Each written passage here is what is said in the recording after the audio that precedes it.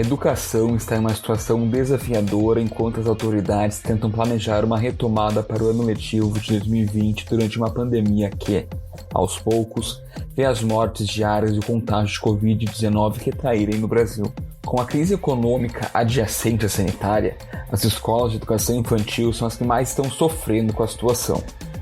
A debandada de alunos promovida pelas medidas de isolamento social e o cancelamento de matrículas se somaram a uma equação que também tem os seus fatores gastos, como aluguel e luz, por exemplo, além, claro, dos professores e demais funcionários.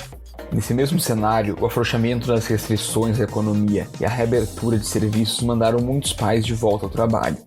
Então, onde deixar os filhos tornou-se um novo ponto nessa equação. De acordo com os dados do Censo Escolar de 2018, o Brasil tem 32,8 mil escolas privadas de educação infantil. Um levantamento realizado no final de julho pela Federação Nacional de Escolas Particulares, a FENEP, estimou que 10% das escolas já tenham fechado no Brasil. E as unidades que atendem crianças de 0 a 5 anos tenham perdido 60% dos alunos. No Rio Grande do Sul, um grupo de diretores realizou na terça-feira uma carreata pedindo a reabertura das instituições, aqui em Porto Alegre. A manifestação circulou pelos principais pontos da cidade, com balões, faixas e cartazes. Eles pediam o cumprimento do calendário que autorizou o reinício das escolas infantis para o dia 8 de setembro. O governador Eduardo Leite comentou o assunto em uma live nesta quinta-feira. Volta no ano que vem. Bom, a criança daqui a 6 meses já é outra, né? Já terá crescido e perdido parte do seu vocabulário. Existem estudos que mostram isso, que muitas vezes até as férias, né, do fim de um ano letivo e da retomada do ano letivo no ano seguinte, nesse período muitas crianças já retrocedem no seu vocabulário, na capacidade de vocabulário. Para dar um exemplo referente à língua, à linguagem. Então, o período que ela está fora da aula, ela diminui o seu desenvolvimento. Imagina, já são 6 meses sem aulas presenciais, para boa parte isso está sendo suprido pelo ensino remoto, isso aumenta até o degrau de diferença, né, entre o ensino público e o ensino privado, onde no ensino privado, pelas condições das famílias, pelas condições das escolas, esse ensino remoto funciona numa condição melhor. No ensino público nós estamos disponibilizando rede de internet, pacote de dados e um sistema informatizado, um software com as salas montadas, com os conteúdos disponibilizados pelos professores, mas nem todos os alunos têm a condição de acesso, né? Então, por isso que a gente insiste na modalidade híbrida, para que se mantenha esse aluno prioritariamente tendo aulas remotas, mas que ele tenha uma participação presencial para o professor acompanhar a sua evolução, entender a sua evolução e efetivamente verificar se o remoto está dando conta ou não e suprir o que o remoto não está proporcionando. No Direto ao Ponto, vamos falar sobre a situação da educação infantil e os desafios para a reabertura. Hoje é dia 2 de setembro e eu sou Brenda Fernandes. E eu sou Eric Halpe. Bem-vindos.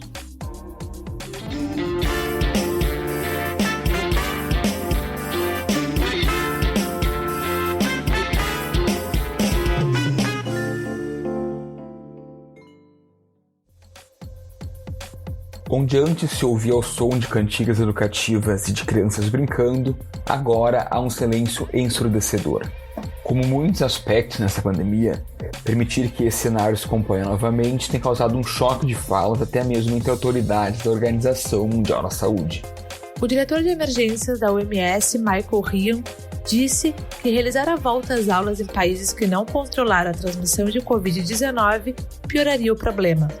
Ele disse que se queremos ter as crianças de volta às escolas, isso deve ser feito de forma unificada com todos os setores da sociedade, em um momento de baixa comprovada da transmissão comunitária. Yes, there is an issue around how much and to what extent children participate in transmission. There are real issues around how schools can be reopened safely. But the best and safest way to reopen schools is in the context of low community transmission that has been effectively suppressed by a broad-based, comprehensive strategy. We can't move from let's deal with the schools and then we all deal with that for a week or two and then let's deal with the workplace or then let's deal with infection in hospitals or long-term care facilities. This is playing whack-a-mole. We have got to focus on a comprehensive, long-term strategy that focuses on everything at one time. Já no início de setembro, a OMS disse que as escolas não são o motor principal de transmissão da doença e que devem ser as primeiras a serem reabertas. O diretor regional para a Europa da organização, Hans Klug, frisou, no entanto, que instituições devem aplicar os mesmos protocolos gerais de higiene e distanciamento social, além de medidas adicionais, a depender da fase da pandemia na região.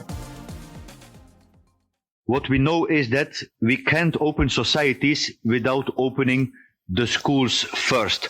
This has been the biggest disruption in education in the history, with 1.6 billion learners affected in more than 190 countries.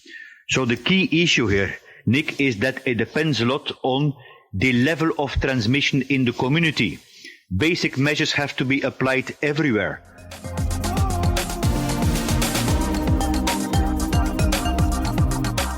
Aqui no Rio Grande do Sul, as aulas foram suspensas no dia 16 de março. De acordo com o Sindicato Intermunicipal dos Estabelecimentos de Educação Infantil do Estado, a quantidade aproximada de alunos nesses locais era de 90 mil.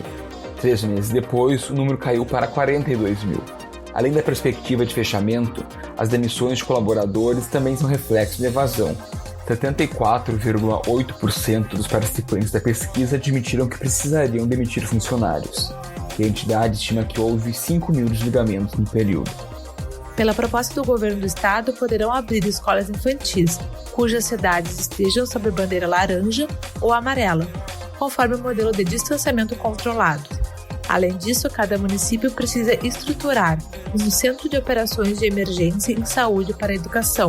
É ele, o COI, que determinará quais protocolos sanitários as escolas deverão cumprir. Nós conversamos com a vice-presidente do Sindicreches RS sobre o momento da educação infantil por aqui. Ela é Thalina Fraga Romano e também é diretora da escola Cofrinho de Mel, em Canoas. Thalina, bem-vinda. Para nós começarmos, eu quero que tu comente os impactos desse momento na educação infantil aqui no Rio Grande do Sul. Então, Eric, para poder te explanar, sobre isso e um melhor entendimento, é importante eu te dizer que, mais do que ser uma gestora já há 20 anos aqui em Canoas, eu faço parte do Conselho Municipal de Canoas, auxilio as meninas ali com as normativas, e essa discussão toda ela é muito forte, para que aconteça de forma responsável, não só no lado do privado, mas também para o município, E também faço parte do Sindicreches, Então, o Sindicreches atuou fortemente durante esses 5 meses aí, na frente mesmo, junto do governo do estado, junto aos municípios, junto aos delegados, junto aos sindicatos laborais também, pedindo compreensão, de toda essa situação que a gente vem vivendo. Discutimos junto de outros gestores a perda significativa de alunos que nós tivemos, e essa perda ela fica em torno de 60% de cada realidade, das negociações das mensalidades, E como foi se reestruturar durante a pandemia? Porque nós sabemos que, por exemplo, nas universidades ou no ensino médio, a gente pode fazer uso de tecnologias digitais, aulas EAD, Zoom, Meeting ou outro qualquer aplicativo, mas na educação infantil a situação é um pouco diferente, porque o processo de aprendizagem requer um contato maior entre o professor e o aluno. É justamente o que tu colocou, Trabalhos online, eles têm um limite, principalmente para criança na educação infantil. Ele tem uma restrição, A gente pode ir até um ponto, porque a educação infantil ela é social, ela é interação, ela é construção, ela é em conjunto. Então, todo esse serviço ele foi mudado, consequentemente até os valores das mensalidades foram reduzidas, E essa redução, ela ficou em torno de, nós estamos falando de 60%, 70% do valor da mensalidade normal, da parcela do mês normal, Então, as escolas passaram a trabalhar com taxas de sobrevivência, a gente pode dizer assim. E como foi o recebimento da notícia de possibilidade de reabertura da educação infantil a partir do dia 8 de setembro, encabeçando aí os demais níveis de educação aqui no estado? A gente está muito feliz, na verdade, né? Eu posso te dizer que a data veio para nos confortar, deu para nos dar um parâmetro, deu para nos dar uma base de como a gente vai fazer essa brincadeira acontecer, né? Essa brincadeira séria acontecer, porque é o que a gente precisava, uma data para que tudo isso começasse realmente a engrenar, né? Porque todos os outros segmentos retornaram, né? E esses pais estão trabalhando nesses outros segmentos. E onde as crianças estão ficando hoje é uma preocupação que a gente vem gritando, né, na mídia, vem falando, né, vem orientando.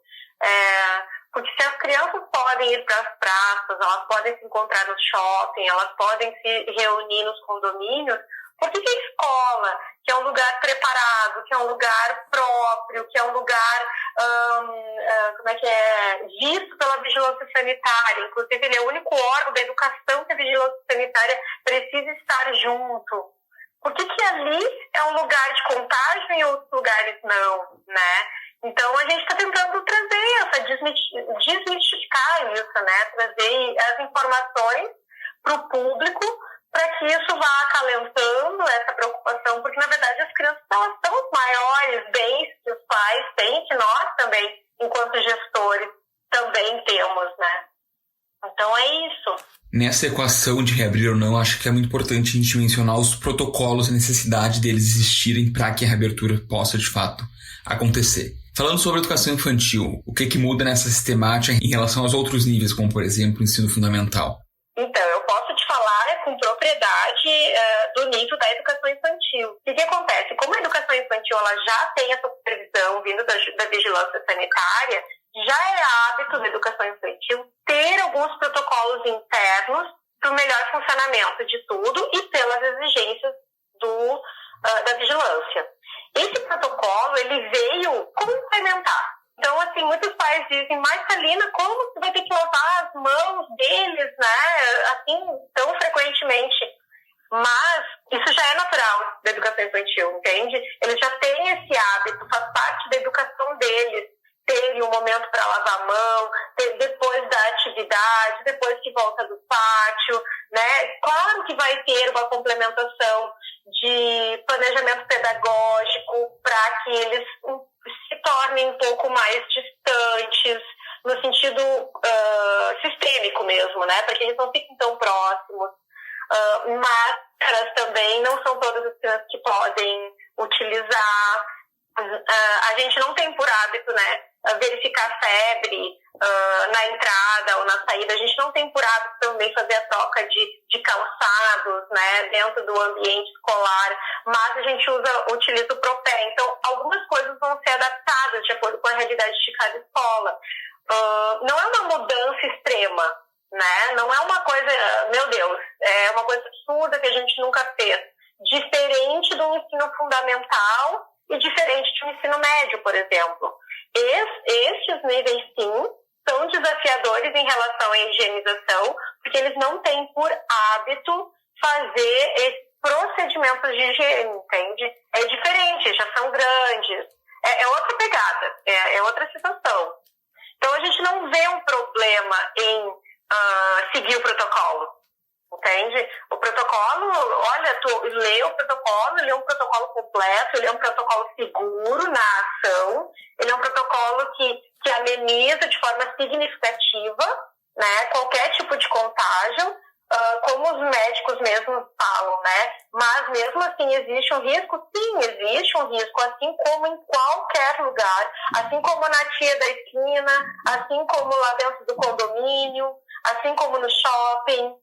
Entende? Então, a escola ele não é um lugar de doença, ele é um lugar de crianças saudáveis, de crianças que estão prontas para estar ali conosco, com o auxílio desses pais, que também vão fazer os procedimentos, também vão ter os cuidados, também vão ser responsáveis. Ontem mesmo eu tive reunião com os meus pais e compartilhei tudo isso, né, falando da responsabilidade de cada um. né? E não somente com sua família, mas o seu cuidado com a sua família é cuidar da família do próximo, né? Então, e eles foram super de acordo, super entenderam, eles estão muito receptivos, eles ficaram muito felizes também. Como eles falaram, né? É uma notícia boa nós termos uma data para dar esse pontapé de início também para as crianças, né? Eles não veem uma coisa absurda ou não é uma realidade nossa, entender isso como um fato absurdo, né? Tem esclarecimento, tem explicação, tem organização. Então, é isso que a educação infantil privada acredita e é o que a gente vem trabalhando aqui em Canoas, né? Isso de forma bem forte junto ao município. Thalina, acho que é importante frisar também que o Sindicreches defende que não é obrigar as crianças a ir às escolas, certo? As famílias teriam a liberdade, se quiserem levar, terem local. Isso, perfeito. Isso também foi bastante conversado ontem e é uma bandeira que a gente levanta, né? É dar direito a esses pais a escolher onde eles querem deixar os filhos deles, né? Dar direito, porque assim, muitos pais deixam em locais inadequados, porque eles estão trabalhando, mas porque não tem opção. Ou então essa criança tá pipocando de casa em casa, de parente em parente, né? E aí acaba aumentando a possibilidade de contágio e de transmissão e desestruturação pedagógica e emocional. E esse pai prefere 1000 vezes deixar numa escola que sabe que tem um controle da vigilância sanitária, que tem um protocolo que está sendo seguido, que tem professoras que estão ali para isso, que nós estamos nos preparando para receber essa criança, fazer uma readaptação, fazer uma nova organização pedagógica. Então, isso dá direito às pessoas, né? E isso a gente também foi bem claro, falado ontem em reunião, porque dar poder para essa pessoa decidir, né? Em vez de simplesmente não fazer, né? Não pode levar para a escola. Sendo que existem outras coisas bem absurdas acontecendo aí no meio do caminho, né? Com certeza. E Thalina, no começo da nossa conversa, tu mencionaste a articulação que Sindicreches e outras entidades têm tido com o governo, tanto em nível estadual e nível municipal. Como é que foi a abertura dada para vocês? Vocês foram, de fato, escutados pelas autoridades? Nós acreditamos que sim, tá? A gente acredita que sim. É uma caminhada complicada, porque muitas vezes, e nessa situação que a gente viveu ou vive enquanto pandemia, as pessoas não sabem muito bem o que fazem. E isso não é diferente para os nossos líderes, entende? Isso não é diferente em nível político, né? Então, tudo foi feito assim com bastante sacrifício, as portas elas tiveram que ser abertas aos poucos, né? Então, à medida que as coisas iam acontecendo, nós íamos sendo recebidos, nós tínhamos liberdade de falar, mas muitas coisas influenciam, né, as decisões, né, em nível político. Nós ficamos, obviamente, muito felizes, né, por essa consciência vinda do governador, né, essa consciência, e a gente veio acompanhando todas essas decisões baseadas em números, em levantamentos, em experiências de outros países, inclusive, né? E saber que a criança, hoje, ela está mais protegida, ela é mais vulnerável, por isso que a prioridade é com essa criança, vulnerável em nível não de saúde, ela é vulnerável, sensível em refletir isso mais tarde, com essas perdas, né, que ela deixou de conviver socialmente, ela deixou de adquirir competências nesse período, né? Thalina, mas todo mundo ficava em casa antes. Pois é, mas os pais não trabalhavam como trabalham hoje, a informática não fazia parte da vida como faz hoje, o digital não fazia parte. Então, na escola é onde elas são crianças de verdade, é onde elas fazem uma convivência. Então, assim, a gente, de verdade, por mais desafiador que seja, e sim, é desafiador, a gente viu que as coisas caminharam de acordo com as possibilidades, né? tem um aceleramento precoce, né? Tem uma questão assim irresponsável, mas também não ignoraram o assunto. No momento certo, eles observaram e começaram a trabalhar isso. Falando em nível de estado, né? Mas se nós formos falar esse nível de município, e aí eu que estou dentro do sindicato, né, eu faço essa parte de acolhimento do interior, né, eu recebo as escolas, escuto as escolas e compartilho a nossa caminhada com essas escolas para que elas também façam as ações delas, porque a educação infantil privada, ela é de competência municipal. Então, realmente, aquilo que se vê na mídia, né, que diz, agora é tudo com o município, agora é com o prefeito se a gente volta ou não volta, né? Isso é uma verdade. Então, a gente tem se deparado com municípios, por questões políticas, não se movimentaram ainda para que esse retorno dê início. E aí, hoje, se a gente pode pedir um socorro ou chamar uma atenção, a gente pensa em nível municipal, né? Não é, eu vou dar o exemplo aqui de Canoas, porque eu sou de Canoas, não é a realidade de Canoas, que já tem um COI que se intitula Coesem Municipal, e já está recebendo esses protocolos de retorno, porque a gente só vai poder voltar efetivamente quando esses protocolos forem aceitos, né? Quando o nosso plano de ação for aprovado, e a partir daí a gente coloca em execução, e aí sim essa escola pode abrir, né? Eu acho que isso aí é importante falar, para que os pais entendam que não é terça-feira que vai se abrir as portas dessas escolas, né? Eu não sei se faz sentido isso para ti, não sei se era uma dúvida tua. Não, claro, mas... porque tem que ter, né, a aprovação dos Centros de Operações de Emergência em Saúde, que são esses COIs que tu mencionaste, que ele vai determinar os protocolos sanitários que as escolas devem cumprir. Perfeito, é isso mesmo. Então, essa é uma ansiedade também que a maioria das pessoas estão tendo e estão me buscando muito também para entender, né? Tá, Thalina, então a gente volta a trabalhar na terça-feira, é isso? Não! A partir de terça-feira, o governador permitiu que nós retornássemos, mas vários fatores têm que combinar para que essa abertura dessa escola volte. Uma é essa autorização do plano de ação, né, que se refere ao protocolo.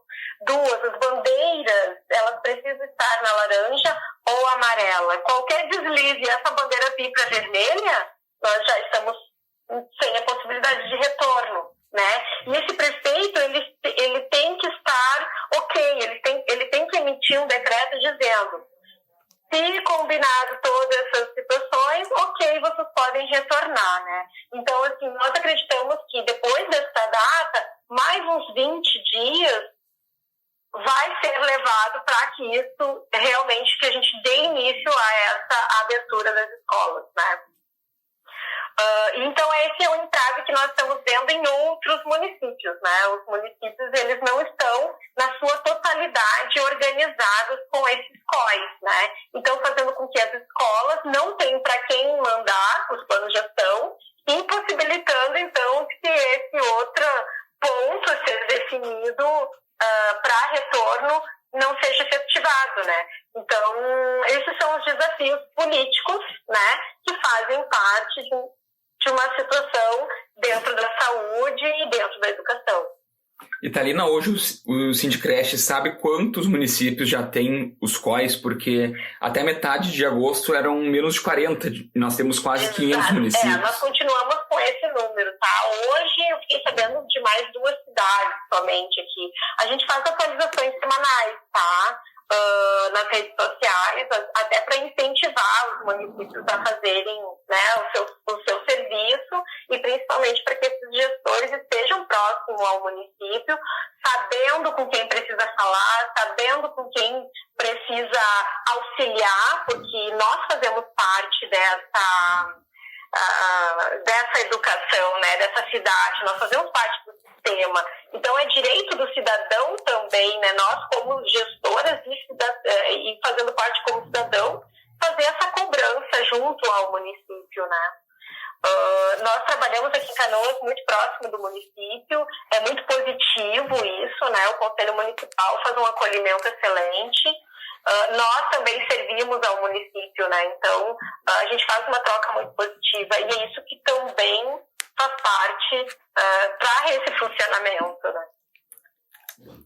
Thalina, para a gente finalizar a nossa conversa, falando um pouquinho sobre as dificuldades, voltando lá na primeira pergunta que eu te fiz, tem informações de números de escolas que chegaram a fechar, que não sobreviveram neste momento? Sim. Na última, a gente fez uma pesquisa lá, final de julho, início de agosto, nós estávamos com um dado próximo a 13%, tá? Nós acreditamos de verdade que esse número vai chegar a 20%. Tá? Porque o retorno, ele não vai ser igual a dezembro, né? Março, né? A gente não vai receber o mesmo número de crianças, a gente não vai receber o mesmo valor de mensalidade. Nós vamos ter que realmente fazer essa reinvenção. Então, a gente acredita de verdade que, infelizmente, algumas escolas ainda vão entrar para esse índice de fechamento e de falência, né? Thalina, muito obrigado pela participação aqui no Direto ao Ponto. Não, show de bola. Eu acho que a gente precisa de verdade, né, falar desse assunto tão pertinente para que a gente possa, né, levar tranquilidade aos pais, né? Lembrando assim que nós estamos falando de uma escola privada, uma escola que hoje não vai receber mais 50 alunos, por exemplo, vai com certeza receber 20 alunos. Então, assim, não tem perigo não é igual, entende? É diferente. Obviamente, cada escola tem uma realidade, cada escola tem um tipo de gestão.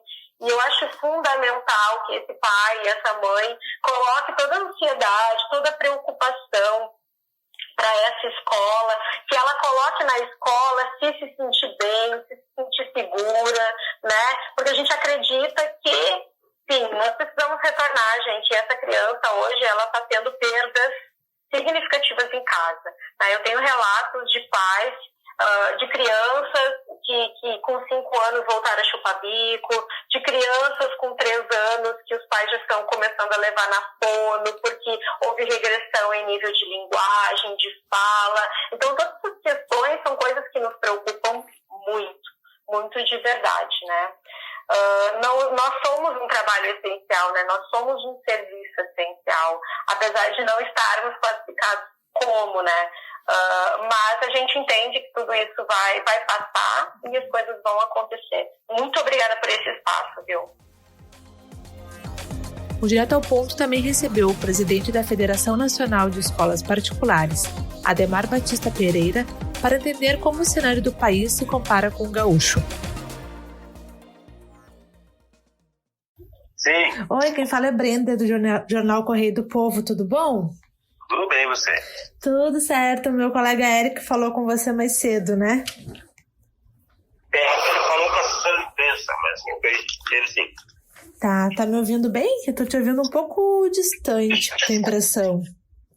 Eu tô ouvindo viva voz, mas agora eu já voltando mais perto. Certo.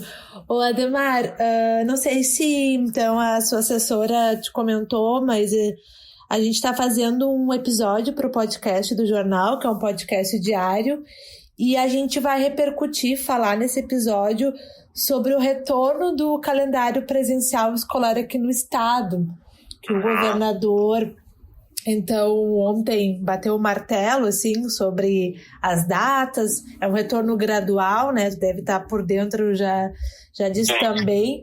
E aí eu queria, então, saber, assim, a partir de ti da Federação Nacional, como é que está sendo esse retorno das escolas particulares, principalmente da educação infantil, né? Que é o primeiro grupo que então vai retornar aqui também no estado, ver se isso é também um calendário que está sendo aplicado nos outros estados, como é que está sendo essa articulação.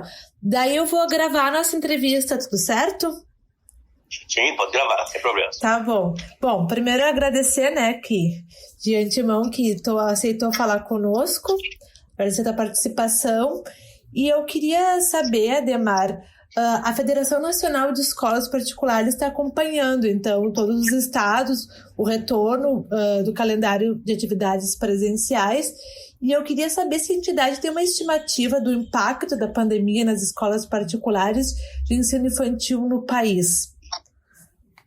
Bem, em primeiro lugar, o impacto foi bastante grande exatamente na educação infantil, né? A gente tem, assim... Dá para dizer que foi o segmento mais impactado, assim, dentro da educação? Sim, foi o mais impactado depois do segmento do ensino superior, né? Mas o segmento, depois disso, econômico, né? Foi exatamente o segmento da educação infantil. Por quê? Porque a gente tem de 0 a 3 anos, que a gente chama de uma etapa não obrigatória. As famílias colocam a criança na escola para ir trabalhar, voltam, pega a criança e leva para casa.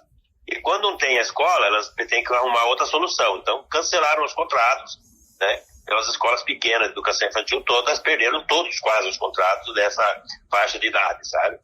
Então, isso gerou um impacto econômico bem grande. A gente estima aí que mais de 1 milhão de contratos foram cancelados nesse período aí, de 0 a 3 anos no Brasil todo, né? Então, realmente é muito complexo esse processo. Deve quebrar muitas escolas de educação infantil, quebraram já muitas e devem quebrar mais ainda. Mas vocês não têm uma estimativa de quantas escolas fecharam por conta da pandemia? Na verdade, a gente não tem muita estimativa. Tem uma estimativa, a gente pode dizer que quebrou aí umas 2.000 escolas no Brasil já, sabe? Mas, assim, tá todas com muita dificuldade. São mais de 20 mil escolas pequenas, assim, de 50 a 100 alunos, entende? Que atendem só a educação infantil. Muitas ainda estão tentando resistir, fizeram suspensão de contrato, redução de jornada, negociaram as coisas para tentar sobreviver, porque na esperança que voltasse logo, que se voltar, as pessoas acham que vai voltar um pouco das matrículas, das crianças, né? Porque a sociedade precisa ter onde deixar as crianças para ir trabalhar. Então, ainda tem bastante gente que está tentando sobreviver. São escolas de 20 anos de funcionamento, pessoas que dedicaram uma vida inteira na educação infantil, sabe? Então, é muito triste ver isso, sabe? Então, o impacto é muito grande. Se perdeu muitos contratos, e o contrato da escola é um contrato por ano, não é como o comércio, né? Você fecha um mês, no outro mês você abre, e sempre vende alguma coisa. Você sempre vai ter um cliente, sempre tem, os seus clientes voltam. No caso da escola é mais complicado, sabe? Porque se for um contrato por um ano, se a família já resolveu o assunto, ou ela está com medo de levar a criança para a escola, porque tem muita gente com medo, você vai perdeu esse contrato por esse ano, e daí tem que sobreviver até o ano que vem. E essas escolas, Ademar, que agora, conforme o Estado propõe um calendário, elas voltam às suas atividades presenciais. Quais são os principais desafios dessas escolas para se adaptar aos critérios, enfim, para retomar o atendimento, o ensino presencial? Eu acho assim, do ponto de vista do trabalho em si, não é simples, é bem complexo, porque é uma doença, as pessoas têm medo, tem alguns cuidados, mas é muito mais gestão do que dinheiro, sabe? Gasta um pouco de dinheiro para fazer adaptações e tal, né? Mas é mais limpeza, já lavação de mãos, uso de máscara, distanciamento. Então são coisas de gestão. No caso da educação infantil, a gente tem poucas crianças nas escolinhas pequenas, entende? E ficaram poucas. Então, assim, na verdade, toda essa resistência de liberar é uma resistência política, sabe? Os governadores, os prefeitos, eles não estão liberando por questões políticas. Não é por questões de saúde, sabe? Porque as crianças estão ficando aonde? Desde março, as crianças estão ficando com a avó, estão ficando com o cuidador, estão ficando no salão de festa infantil, sabe? No Brasil inteiro. Então, não é pela saúde das crianças, né? Porque, na verdade, a gente pegar assim, o pessoal que trabalha na saúde, as enfermeiras, médicos, nas médicas, tudo. Esse pessoal deixou as crianças aonde? Para poder continuar trabalhando muito, combatendo o coronavírus. Eles não tiveram ajuda das escolas, entende? O resto da sociedade nos poucos faz com os filhos deles. E a escola privada quis fazer isso, mas ela foi proibida pelos governadores, pelos prefeitos, sabe?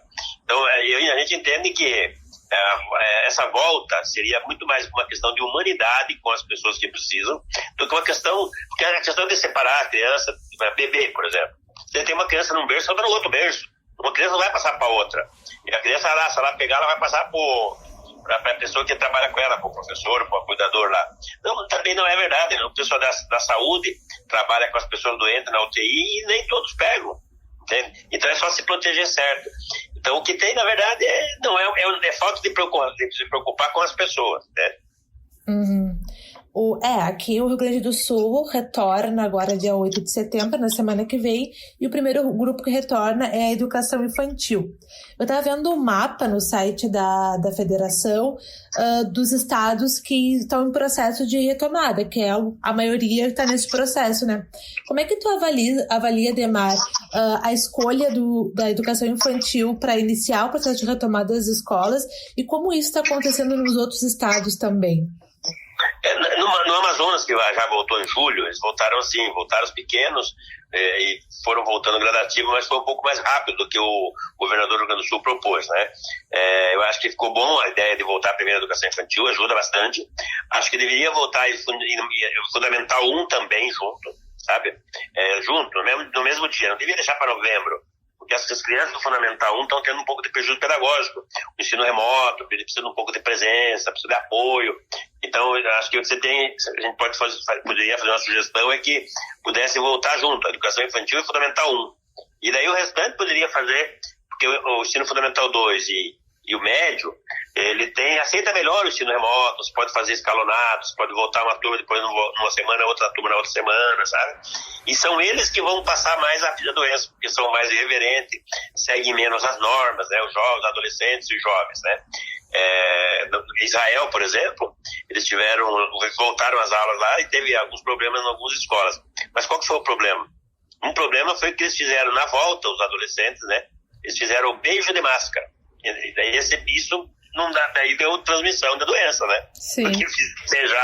Porque eles são irreverentes, mais irreverentes que as crianças, né? Até 10 anos a criança é muito mais, ela se submete melhor às regras, entende? Dentro da escola, você fala para a criança, fica aqui, ela fica. Então, eu acho que é boa a ideia de voltar à educação infantil, 8 de setembro, já semana que vem, né? Uhum. Mas acho que deveria voltar ao Fundamental 1 também. Deixar o Fundamental 1 para 12 de novembro, como foi proposto, eu acho que vai haver uma perda. A sociedade precisa, para crianças de 6 anos, para 7 anos para o primeiro ano, também não fica sozinho, também precisa de ajuda para aprender. Então, poderia voltar para as famílias que precisam, ajudaria muito as crianças e a sociedade. O Direto ao Ponto fica por aqui. Eu sou Brenda Fernandes. Eu sou Eric Halp e a edição é de Aleph Alencar. Até a próxima. Tchau.